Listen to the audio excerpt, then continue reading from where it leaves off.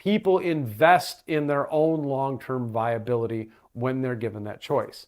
So when you talk about the astronomical levels of wealth in the hands of not just one person, but the top 1,000 or 2,000 people in the world, they could seed the world with wealth or resources, and the world would thrive, and they would still not only have vast sums of wealth and be able to live, have private jets, buy Maseratis, whatever it is that those people do with their money, eat beluga caviar, but they would now be doing it in a world that wasn't torn apart by war and strife and angst and hunger and poverty and suffering.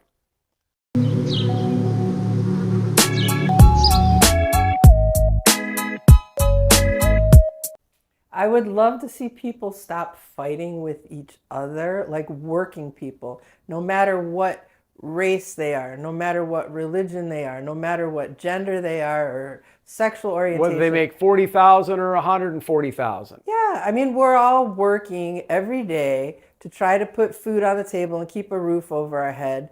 And the people who are causing problems for us are not each other, right? So no, and that's the thing is, and I'll tell you, that's something that I'm going to talk about that 1% for a second. And a few people have done some writing on it and done some analyzing of it, but I still don't understand it. It doesn't make any logical sense. Why they choose. And again, maybe it's not a choice. Maybe it's just a matter of the system of incentives and people not really thinking about things. But it seems very much like the 1% chooses conflict, struggle, and difficulty to create wealth and power in such a degree that they are completely isolated and insulated from anything that would happen to them ever. yes. At the expense of contributing to creating a world that is free of scarcity and fear and conflict, unhealthy conflict. Because good conflict, there is good conflict. There's good tension. There's good struggle, and we should always have that. I saw the other day that if you took just, and again, I don't like to pick on single names, but you took just Elon Musk's wealth, that it could end global poverty for 5 or 6 years. It could hit one man's wealth, and I'm not suggesting that we go and take his money. Take his money, but just the concentration there, that like one man's wealth, Right. He doesn't need all that money. Could end poverty for a number of years. Now, I personally think that would be, let's say Elon decided, right? He's on his deathbed, he wants to do something, take all my money, end global poverty for whatever it was, 6 years, right? That would be a poor investment, okay? Teach a man to fish. Versus, yes. Teach a man to fish versus, and so they've done some work. NGOs, nonprofits, they did a study several years ago where they took. This is talking about giving money to people in Africa, right? And there was the question, like, what is the most effective way to help these communities? We've all seen the crying child at night, donate your cup of coffee feeds an African kid kind of thing. It was one of these NGOs, and the question was asked, what is the highest return on investment for these contributions? And so they took 2 separate tribes, roughly equal size, two villages. And in one, the smarty pants, educated kids from affluent white neighborhoods in America said, well, what these people need is they need solar panels, and wells and a little windmill and mosquito tents or whatever it was that they came up with, that they thought in their infinite wisdom, this is what this tribe needed. And they went and they did their thing over there. Meanwhile, they took the exact same amount of funds. And with the other tribe, the other village, they simply said, you take that stack of cash, equivalent to what they spent on all the stuff that they did there, and said, sit down at a table, and every member of the village can come up and ask for money and say, well, what do you need? Well, I need $50. Well, what do you need the $50 for? Well, I need the $50 so I can buy a goat. Okay, here's your $50, go buy a goat. And so they asked these people, what do you need? And then just gave them the money to go and get. And then they came back, I think it was like a couple of years later, to see which tribe, which village was doing better. And what they found is that, and I'm filling in the gaps here because it's been a while since I read about this study, but they went back to the one where they built them a well and a windmill and a solar panel and mosquito nets. And they went back, whatever, 5 or 10 years later, and the well was now dry and the mosquito nets were now torn and the windmill stopped working, but the solar panel was still going, right? And so quality of life for the village was improved a little bit because now they had lights to attract the mosquitoes at night, right?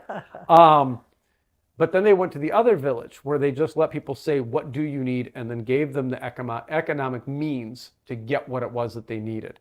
And at that point, the village was thriving because now you had people who more often than not, some people just said, I need money to buy medicine for my mom next month, right? But overwhelmingly, it was people who wanted money to acquire the means to become self-sufficient, to start their little business or whatever. That was overwhelmingly what had happened. And so the differences between the return on investment between some enlightened white guy coming in and telling them, oh, this is what you need, okay, versus people saying, hey, no, this is what I need. I will tell you what I need, right? I know what I need in my life to thrive and survive, as opposed to some Ivy League academic coming in and looking around my house and saying, oh, you need an area rug over there. Like that's not what I need, bro. Thanks.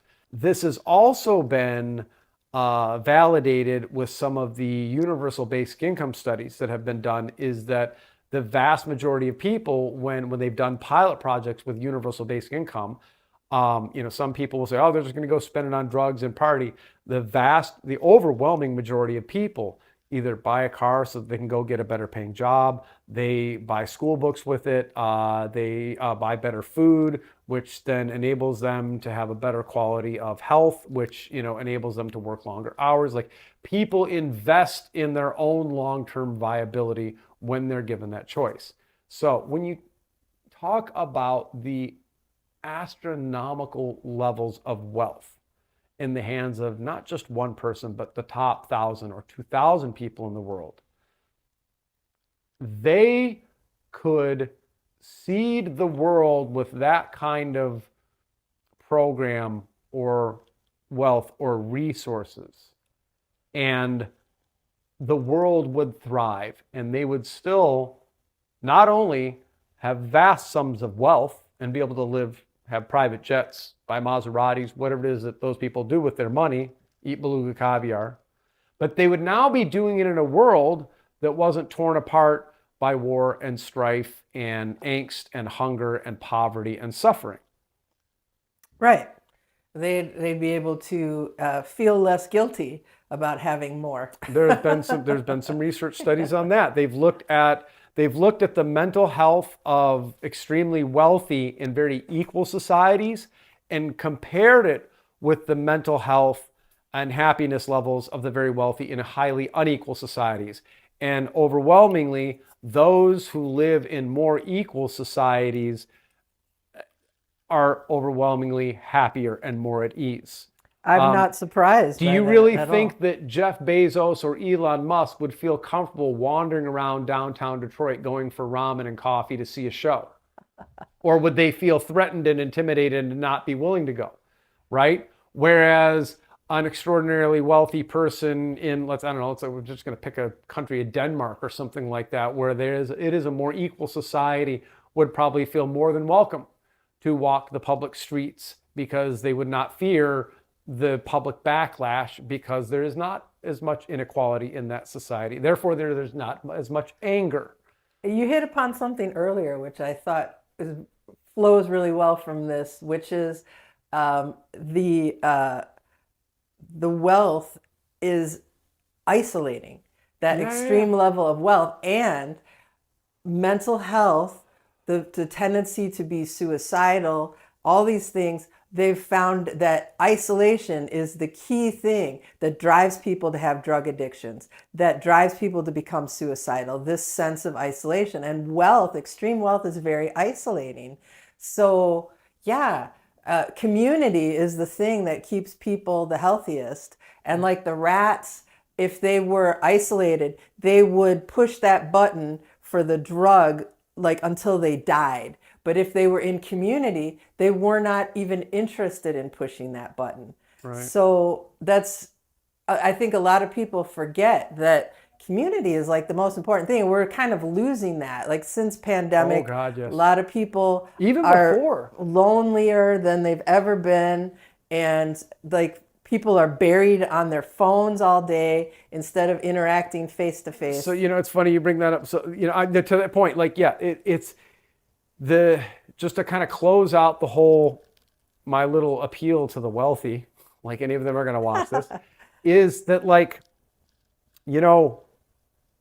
they self-isolate into these communities of extremely disconnected, highly wealthy people, and it contributes to creating a world where they themselves would not feel safe walking down a public street because of all of the public conflict and strife.